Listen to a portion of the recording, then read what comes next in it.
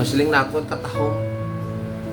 Ang siling ko fit sa aton man bilang isa kanak sa Ginoo. That's why mga utod, antes kita karon magplanyaga, makaon tanay sang pulong sang Ginoo, namnamon naton ang pulong sang Dios.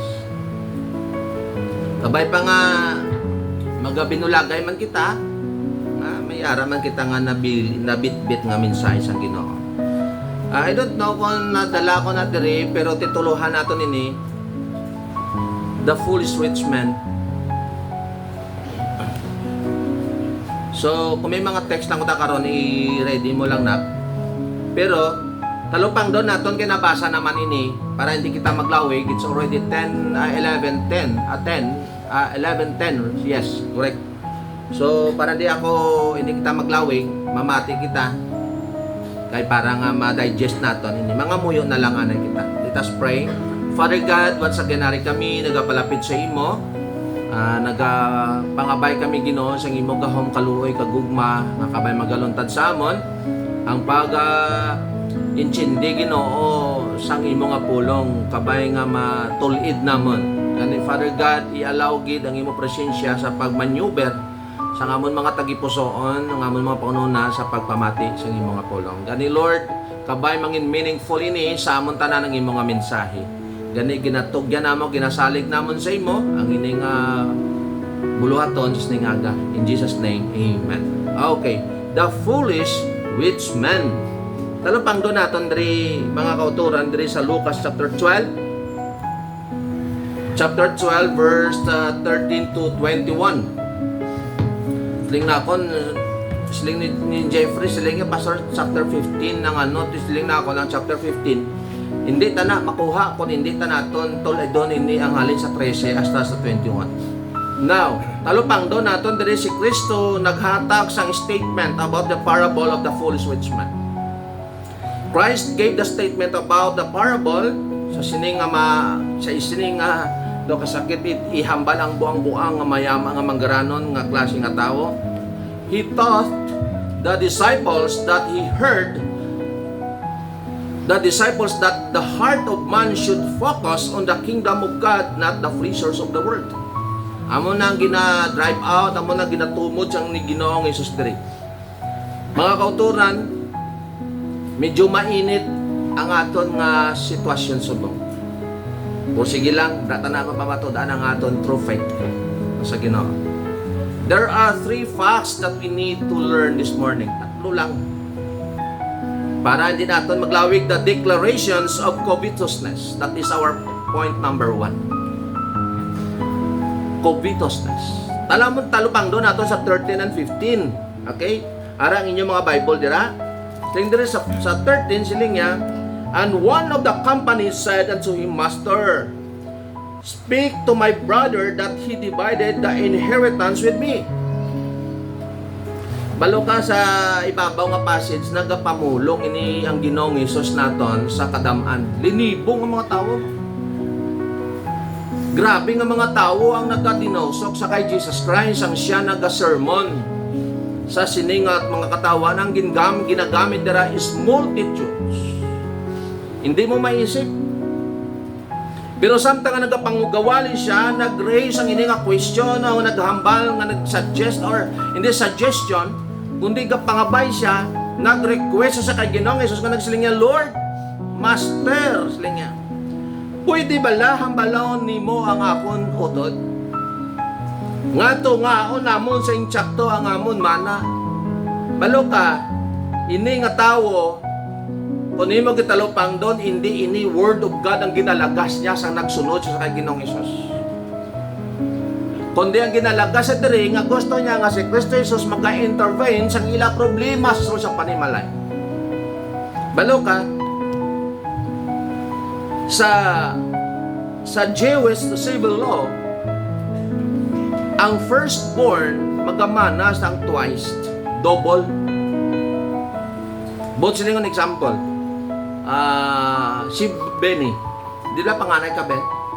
May pagkamanahon sa kay Papa Yabi sa kilo nga suso. Ang iyaya duwagin ka kilo. Ang iya sa mga auto yung tag-isa lang. Halimbawa, si mama niya, may ipamana siya nga milyones. Ang ipagmamana na tag 5 million, ang iya 10 million, that is ang batas sa Jewish civil law. Nga ang firstborn dapat magakuha sang iya inheritance sang double. That's why ang ini nga youngest brother naggusto iya nga matabo nga ipatas. Di ko nakita sa ginaton, anak ko, grabe. Dakop sang Ginoo ang heart niya. Kaya nga siling sang Ginoo diri sa verse 14, tulo ka ang imo nga Biblia. And I said unto him, Man, who made me a judge or a divider over you? Sino nagtuga sa akon, man? Sino nagtuga sa akon sa pagpatunga sa inyo, sa paghukom sa inyo, sa pagbulig sa inyo, pag-intervene sa inyo nga mga kinahanglanon, sa inyo nga sitwasyon? Ako balaging tuga para sa pag-amo sina. Di supalpal sa Ginoo eh.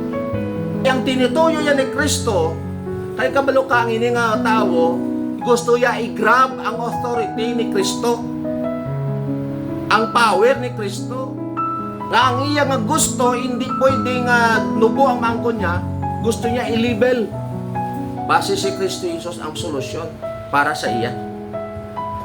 Why gid niya matalupangdan nga ang Ginoong Hesus nagkadto diri iya to settle sang heart sang tao, sang relasyon sang tao sa Amay.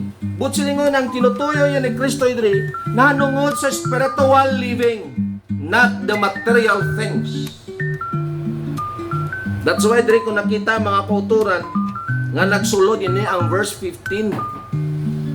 Nga nagsiling diri ang Ginoo sa verse 15, and He said unto them, Take heed and beware of covetousness. Kabalo ka, kita sa Ginoo ng tao, covetousness ang iya. Kaya nga gusto niya, hindi pwede nga malamangan siya. Gupo niya, gusto niya maguba ang batas para lang maangko niya ang gusto niya, amo nang gusto niya. Disilis ang Ginoo sa verse 15, maghalong kamo sa mga covetousness. For a man's life consists not in the abundance of the things which he possesses. Grabe mga mensahe sa Ginoo. Siling niya, maghalong kamo, magbantay kamo sa mga sa ilong covetousness. Pagkahakugan sining kalibutan. Kaya ang tao wala na buo suno sang iyang kabuganaan sang iyang kabuhi o konsuno sang iyang akon ano may pag-ara siya. Diri ginahambal sang Ginoo mga kauturan, ginapamadma siya sa sining tao nga nag-request sa iya nga ang imo kabuhi nahigot sa ginatawag nga covetousness. Diri ko nakita mga kauturan, ang ignorance leads to covetousness. Ang wala balasing may nahibaluan suno sa langit nun nga bagay nagapadulong sa covetousness. Mga kauturan talupang doon naton ang ini mga bagay. Si Kristo Jesus Christ urges His authority. Gusto niya i-assert siya ang authority niya. Heavenly things ang ginadalaya ni Kristo Jesus, hindi material things. Hindi siya nagkaridere sa pagpatunga sa mga bagay-bagay nga iya ka dinutanon. Kundi nagkari siya sa mga bagay nga langit na. He is not a judge on the material things. His kingdom is spiritual and not of this world. Amo na iya ang gusto ang parts ang Ginoo diri. And then mga kauturan, Christ alarmed the people to avoid covetousness. Para sa verse 15, ginawarningan niya, likawin niyo. Kay man mga utod, talupang doon naton, covetousness is a sin. Tandaan tagit. Ang manging kahakugan, attitude ba lang nga gusto mo, imo lang, wala nang iban. Gusto mo ara sa imo tanan kung anong mayara siya, gusto mo mayara ka man. Kag hindi kagid pwede malapawan. Amo na ang attitude sa covetousness. Subod silingon, ang covetousness is a sin. Katawan sa una sang Ginoo, nalikawan ninyo. And then, brethren, hindi lang, hasta dito, hasta na diri sa aton. Nga gina-remind ang isa kang isa, nga maghalong kita sa kinatawag nga pagkahapugan. Budlay lang tao nga hapugan.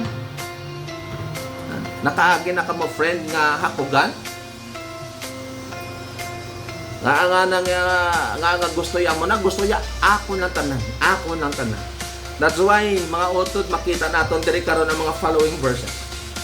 Now, gusto ko tungtungan ang ikaduha. The declarations of foolishness. Again na, the declarations of covetousness. Subong the declarations of foolishness. Grabe, no? Hambal sa Mateo, kamo nga mga katawhan, kita nga mga katawhan, hindi pwede maghambal buang sa aton si kapareho kung normal siya. Pero si Ginoong Jesus, directly He said, "You are full." Grabe nga mga tinagal. Yung ginutanong talupang doon din natin sa verse 16 and 20. Siling there sa verse 16, "And He spake a parable unto them, saying," that's why nagsulod ang ini nga parable, kay bangod sang istorya sang sini nga tawo.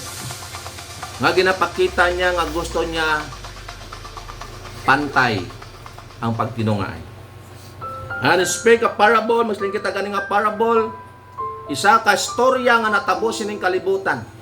Isa ka ilustrasyon nga connection sa ginabtumod sa ni Kristo Jesus. And spake a parable unto them, saying, The ground of a certain rich man brought forth plentifully. And he thought within himself, saying, What shall I do? Because I have no room where to bestow my fruits. And he said, verse 18, This will I do, I will pull down my barns, and build greater, and there will I bestow all my fruits and my goods. And I will say to my soul, Soul, thou hast much good laid up for many years. Take thine ease, eat, drink, and be merry. But God said unto him, Thou fool, this night thy soul shall be required of thee. Then whose shall those things be which thou hast provided? Sila nga ginistorya ya, kaupod sining tao nga nag-request sa iya, ya may isa ka tao nga manggaranon sining kalibutan. Nga naghambal siya, sila nga sa kagalingon niya, anong imuon ko? Gutok ng propidad ko sa akon nga barn, sa akon nga bodega. Gutok ng akon nga mga patubas. Yang maayon siguro pawas ako ni. Kag mapaobra ko dako. Hagsiling niya, ang imuon nako ng balon ko nga akon nga kaugalingon, siling niya, ikaw nga kaugalingon, ang imuon nimo magpangalipay ka na lang nga magpangalipay, manginaon kag mag-ininom. I-enjoy mo ang kaugalingon mo.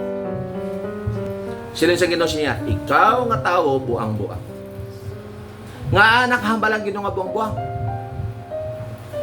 Kay siling niya, himakas ka nga himakas, plano ka nga plano, pero way ka kabalo ka sa gabi kwa mo kabuhi. Mahon mo, mga utod, ari pa man kotonta ka mo, antes ko mag-waswas ini. Sala, maghandom, nga ikaw mag-asinso. Sala hindi. Sala ba lang ako sa ulihan, sa unang imo negosyo, gamay pa lang, kulo kamatis pa lang, bulo gamay-gamay nga daw kariton imo nga negosyo, sang ulihin nagplano ka nga dako-dako nagidi mo imoon. Is it asin? Abi, answer me. Tinga nga hambal sa Ginoo dire, buang-buang ka. Ginisip na ako, nalin sa 16, hasta sa 20, sa 19, daw anong git kaay mo? Ang ginmention niya dira. Amon ni galing tao nga mahilig maging hakugan, puros ay, ako. Na. Kaya nga ama na mo sini, ang Ginoong Hesus, may gina-drive out, ginadiri. Talupang doon natin bala ang Panguno na katawod, the minds of man. Ang Panguno na katawo nga, ang tawag siya, buang-buang sang Ginoo. Because he planned for himself alone. Why na sang iba? Gaplano siya para sa kagalingon niya lang. Amo na sa verse 17. And he thought with himself, saying, what shall I do? Because I have no room where to bestow my fruits. He planned for himself. And the second one, he planned to build his barns greater. Puros grabe nga plano, no? And he planned to fulfill his happiness in life. Mga utod, sa liwat surito nato na nakon, hindi malain magplano sa imo kaugalingon. Correct? Hindi malain niya. Kung hindi malain man, magsalay pata kay eskwela. Salay pa kita kay makas nga makagraduate kita, makaobra kita sa mayo. And then mga utod, nga amo ini iya kung ginahambal sa Ginoo sa sining nga tao. Kay kun imo talupang doon ang mind sa sang tao, puros niya selfishness siya, puros niya selfish siya. Puros lang yung tao, yung kung imo lang pasagdan yung tao, gusto niya tanan nga aras sa kalibutan mangin iya. Gusto niya kung anong maya makita, saban gusto niya ara man siya amo ning tao nga kugan.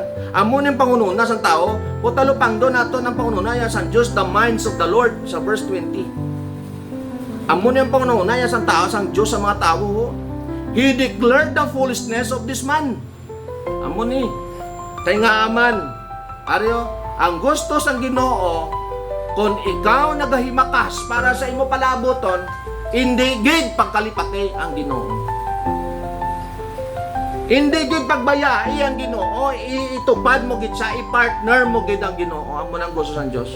Nga tahogon ka sang Dios nga buang-buang, kay bangod puros na lang kita trabaho for our own. Not for the kingdom. Nga gintawag siya, he declared the foolish this man, why fool was called a fool by Jesus. Nga gintawag ini nga buang-buang ang isa ka buang. Grabe no? Ang isa gali, ang description gali ni Kristo Jesus sa tawo, nga way nagapalapit sa Ginoo nga puros na lang himakas, fool. Diri ko nakita balang ang mga tao dapat maghalong kita. Ang adlaw ginahimo gabi, ang gabi ginahimo adlaw. Why na panahon sa Ginoo? Mga ginanatandog ko sa hambal ni Romer sila nga. Ano abi kay may duty kami pastor pag Sunday. Di ka subo bala. Nga kadamo sa mga amo nga hindi kansindi pag tiyon sa tigsilimba. No? Nga kadamo sa mga tao nga gusto nila padamo ng ilang investments sa kalibutan hindi sa langit. Secretly, wais lang kabalo, ginahambala na sila sa Ginoo ang mga buang-buang ang mga tao. Kay nga aman, makon mo, kung ang heart nila layo sa Ginoo, dalahigon nilang ilang obriros. See, mga utod, amo ni, pag ikaw gani, magpangita obra, pangamuyo agad nga Lord, kabay nga ang obrang ihatag mo sa akon, inang may time gid ako para sa Domingo. Nga hindi masakripisyo siling ko ginagana isa kay Romer ko. Nami kitani ko makasimba galing kat ano man nakaron kay ginapaobra ka mo. Nya kay kulang gid bitaw siling nakon. Kun imo gid talupang don, sino naghatag sa inyo sang kusog ang Ginoo. Sino naghatag sa inyo sang trabaho ang Ginoo. That's why ang Ginoo may rason magambal buang-buang. He provides all for you, pero pag-abot sang time niya wala ka. Amen? Mga utod, nalipay ako sa mga kotorang ibang diri nga ilang trabaho nila, mga call center. Ginalamon sila sang katuyo every time nga magsimba sila, pero ara gid sila. Si Ara, trabaho sa una, hindi mo ko pwede rasunan kung call center ka, hindi ka kaubra mo, hindi ka kasimba mo. Si Ara, sa una, gatululog kami na to sa ilaw, mapdanya pa kami naghalumrad kami sa sala, upod sa mga young people. Mapdan kami na kagahon na sa mapauli. Isip-isip na ako na muning oras puli ni Ara halin sa duty. Tapos, masimba pa. Hindi mo ko pwede rasunan mo nga call center ka, hindi ka kasimba. Kay Tuyo. Ay, mo man siyang iba na, si Mikmik. I don't know, anong day off yun ni Mikmik, ikaw kabalo. Sunday? Oh, may yun na ni Mikmik, kaya makapahuway siya. Pero si Ara ya sa una, di ba man ang Ara? Ang duty mo sa una ya, pagka Domingo may duty ka pa to ya. Puli mo gali, Domingo, I mean. Na, kay call center mo. Kag may membro man ko sa una nga nurse dira sa regional. Daw call center man kay panggabi siya, puli siya alas 7. Ang amon panugod siya alas 9 panimbaw namon. Mamahaw lang siya manibin, makagto sa simbahan. Makon mo. Butsilingon, invalid ang reason kung ikaw call center nga hindi ka kaubra. Hindi ka kasimba. Invalid. Kay man, if you want, you conquer all. And then if you love God, you conquer all. Di ba? Pag ginahigugma mong isa ka tao, ano man ang kapaltahan niya, baton mo, hindi ka yun din? Amen na. Ha? Basta ginahigugma mong isa ka bagay, ano man aya batunon mo gid. Maging sino ka man. Di ba? Amo nang kanta nga maging sino ka man mo. If you love God, no matter what happen, ara ka gid sa iya presensya. Kaya nga aman, He provides all for you. Dra mo makita. That's why nga ang gintawag sang Ginoo siya nga buang-buang. Why fool was called a fool by Jesus? Because number one, he thought for himself and not the kingdom. Puros na lang kaugalingon niya. And the second one, he thought for earthly things, not heavenly things. Sabi, hindi mo na pwede kasi kanami, grabe yung Biblia, no? Nga na obra man nga statement, nga sa subong ka katabo niya. Di ba? He thought for temporary happiness, not for eternity. None. Amo niya, hasta landri ho. Amo na, bako kagapon sa mga young people. Siling sang ginbasa namon sa inko mga pamatanon, gaabot ang tinion, nga galuya. Ginakapoy. Ga-agree ka mo da? Pakumparahan yung mga kusok sa mga yang sa amo ni Brad Dodong. Si Brad Dodong dakulan ni honestly, why niya resistensya? Pahampangan istipid. Ano na? Sintipid. Kaya daw mapatay na. Lapit-lapit lang sa gilaktas. Ano? Pahampanga siya. Butsilingon siya, si Padarone, lalo na ako, layo-layo na gid ang resistensya sa mga pamatanon. Dito niya noon, so na shooter na sa basketball. Kaya nga, hindi na kaya. Magpariyo sa una nga magtira. Siling sang Biblia, ang mga pamatanon nagaabot nga nagaluya kag nagawik nga nagawik.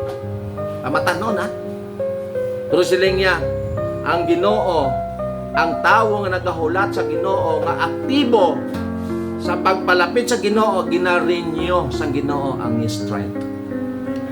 Nga daw pariho sang agila. See? You will be honest with me. Malikalipod ka sa akon o sa Ginoo di ka gid kalipod. Gaabot gid sa punto nga ginatamad ka mangsimba. Is it correct? Gaabot gid sa punto ya. Inang pagbangon mo, haluson ka magbangon. Kay masimba na naman. Pila lang ayhan nga interested, excited magbangon kay Sunday na naman.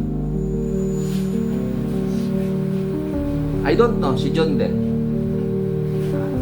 Ganado, laing gid man ang dating pag inspirado. Amen.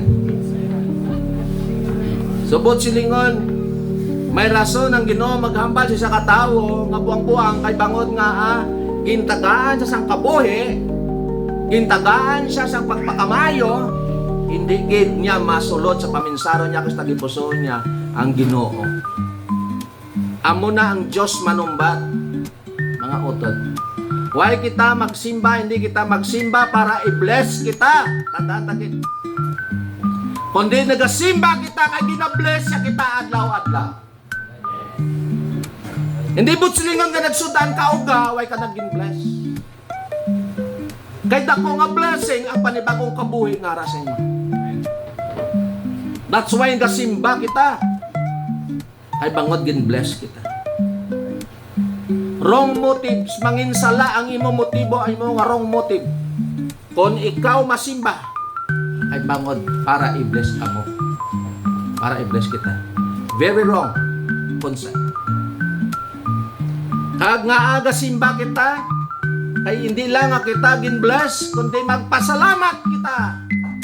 Ay bangod gin-bless na kita. Amen?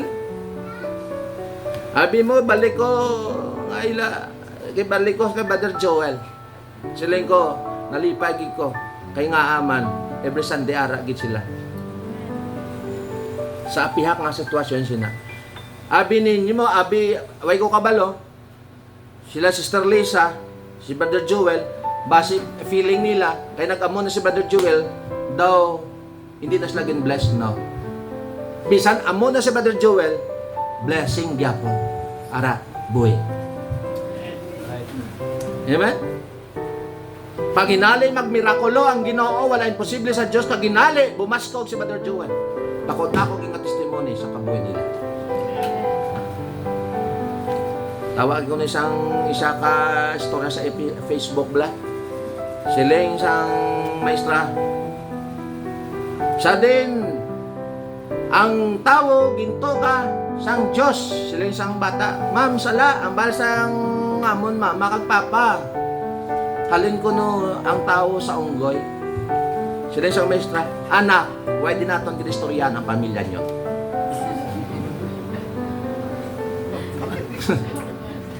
Why di kinistoryahan? So, buot silingon na mo sini. Abi naton, kay amo ni sitwasyon ang pigado lang kita. Abi naton, why kita kina-bless? No. Blessing kita mga utod. That's why simba ka gid para hindi kita pagambalon sa Ginoo nga buang-buang. So amo sini. Pangatlo nga punto. The declaration. Oh, abe ma-challenge ko be. Anong pangatlo? May 100 karon. Ha? Para may balon ka, sabat. The declaration, basta may ness ang punta, the declarations of covetousness. The declarations of, ano to kanay? Foolishness. Oh, why? Hindi na, actually, kita pa bugtaw talang pa mo. Ha? The declarations of chess? The righteousness? Ha? Selfishness. At least may less apuntado. Lapit-lapit na gid. Ara na kita tani sa bago. Are, ang pangatlo, the declarations of awareness. Mangin mahinalungon. Ara, lataw naton sa verse 20. Simple lang yung ginambal sa Ginoo diretso kung hindi mo ni maintindihan, daway lang ni sa aton. In the verse 21 rather, siling yan. So is he that layeth up treasures for himself and is not rich toward God. Very simple, oh. Pero hindi mo ni maintindihan, daw wala lang ni sa imo. Anong hambal dire sang Ginoo? Buang-buang ka, ay man ang imo lang kaugalingon ang ginapaminsan mo, waigid sa langit nun nga bagay. Siling niya, amo man inay matabo sa tao, nga ang iyang manggan, puro lang kinalibutan nun nga bagay, waigid langit nun. Halungan siling sang Ginoo. Oh, ng taon tanay. Nabi, pause na Mitch. Ang supporting verse na natin sa Matthew chapter 6. Talupang doon na naton 21. Amo ni dapat ngiyambal sang Ginoo nga gusto niya gid kita maghalong. Ara, for where your treasure is, there will your heart be also. Is it correct? Kung diin ko nung imo mangga, datong imo nga tagipusoon nagaupod. Amo na nga ang gusto sang Ginoo maghalong kita sa ginatawag nga pagkahakogan. Jesus gave the awareness of our mindset.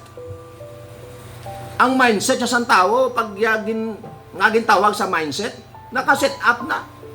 Package din na, bilog na, hindi mo na pwede maguba. Ang mindset sa tao nga gusto iyalang tanan. Jesus gave the awareness of our self-interest. Makon mo? Sa totoo lang, ang tao, ang heart kaya, mapunan ang nasusang balay, sang manggat. Amo na iyang interes sa tao. Talagsa ka lang makakita sang tao nga naga-desire nga lang ito nga bagay. Duman nga utot, sino lang ayan sa aton way kahandom nga magmanggaran. Di kong patis ba dudong way kahandom niya? Ba dudong? Wala ka way ko kapatid. Tanan kita gahandom, is it correct? Pero halungan naton na hindi kita mahulog sa bitag sang kubitos na sining kalibutan. Nabot silingon kung gin-bless ka sang Ginoo through your works, through your strength, through your capability, dapat hindi mo i-reject or i-behind ang Ginoo. Once again, I would like to repeat, 1001 kung na ginamal dire, make God your partner to your job, to your life, to your business. And Jesus gave the awareness of man's treasures. Ari na. Pag nagmanggarano na ang tao, may posibilidad na nga puros na lang manggal ang utok niya. That's why hindi mo nga bako gapo sa mga young people, kung may kilala ka nga pinaka-genius ng kalibutan, i-mention mo, kaya ang yes nakakaalam, why gid katupong sa kaalam sa Diyos. That's why alam sa Diyos kung i-bless ka niya o hindi. Kaya nga, balaan niya ang heart mo. Balaan niya ang lakas ang heart mo. Halungan naton ang aton nga treasure. Kaya according the Bible, kundi nang imo nga manggat, atotong heart mo. Kung nag-invest ka sa ating kalibutan, sang pagkabutang, ang heart mo rin din. Pero kung mag-invest ka for eternity, ang heart mo atotong. Ano nga klase nga investment, pastor, sa langit? Maghimo ka sang isa ka butang nga langit na naman. Mag-invest ka. Maghatag ka para sa Ginoo. Mas di ka ganing nga make God your partner. I-partner mo siya, but silingon, pag in-bless siya ka, bahinan mo siya. Tay, pastor, bahinan ko pa siya, nga haliman siya, hindi mo man niya pag-ibalik ko sa iya. Ibalik mo sa buluhat mo sa Ginoo. Ako, kita ko mo yung people, makita ko, sing ka mo, nagkakalipay ko ka nga, maghatag sila. Bisan wala na sila, naghatag sila. Makita ko ang pagbutang nila nga from the heart. Wow. Mayang people, wala ka nang sila yung manggat. Sa subok, kaya nagalis ko nila pa. Pero gahatag sila. Sumibot sila ng mga kotoran. Mag-invest kita sa labitan. For our conclusion, bilang isa kang Kristohano, as Christians, we must be careful and wise of our daily living. Be careful and be wise sa ating pagpangabuyan doon. Because sometimes we don't know we are already victims by the covetousness of the world. Ay nakabalo, biktima na tagali. Hulog na ta sa bitag. Kay nga kung gina-prayer mo ibang nga butang kaysa Ginoo. We must always think and prioritize the heavenly things and not the worldly things if we want to be blessed by God. Kung Gusto mo blessing? Alin sa Ginoo? Lipaya ang Ginoo. Siling na akon sa mga young people kagapon. Kantahan mong Ginoo ubos ingon, ihatag mong best mo para malipay ang Ginoo. Siling ko may-ari diri estudyante nga nainit siya kung ang maestra niya nalipay sa iya. Why? Lingko, hindi bala nalipay ka mo kung ang inyong maestra nalipay bangod sa inyong performance? Di bala nalipay ang maestra? Pag nalipay ang maestra, di malipayon ka man? So kung nalipay ang maestra, tagaan niya ka sa anong yatag yan? Star? Daw, ano lang ba? Daw monetize lang ba? Tagaan niya ka sa mayo nga grades. Di ba? Nalipay mo, napalipay mo maestra mo. Amo man na ang aton nga standing. Ang status naton sa tubangan sa Diyos. Pagin palipay ta ang Diyos. Lipayon tang Ginoo sa aton nga kabuhi kay nga ano ito pa ba yan? Di ako gina, di nga ako di heart to, hindi nga ako heart na. Dito ko sakit yun. Daw isa na kasi mana. Kagabi, hasta di sa likod doon. Muna bal doon niya, acid na ko. Umaman ako na batsagan mo. Kung salamat sa Ginoo subong doon, nag-minus-minus. Kaya nga man ko sa Ginoo, mabalik ako eh. Pero ako pangabisin ko, Lord, wala yan posible sa inyo. Nami bala mga auto before I end. Nami bala, kung mapalipay mong Ginoo. Kaya nga, pwede ka kapangga sa iyo. Tutod na. Lord, tanigaan mo ko sa ngamuni. Eh para nga may strength ko. Lord, tani ayuhon mo nga akong ginabatsyag. Kapangga ka. Kaya nga, malipahin sa iyo. Amen? So, alahungan naton, likawan naton, nga mabiktima kita sang ginatawag nga. Watching you stand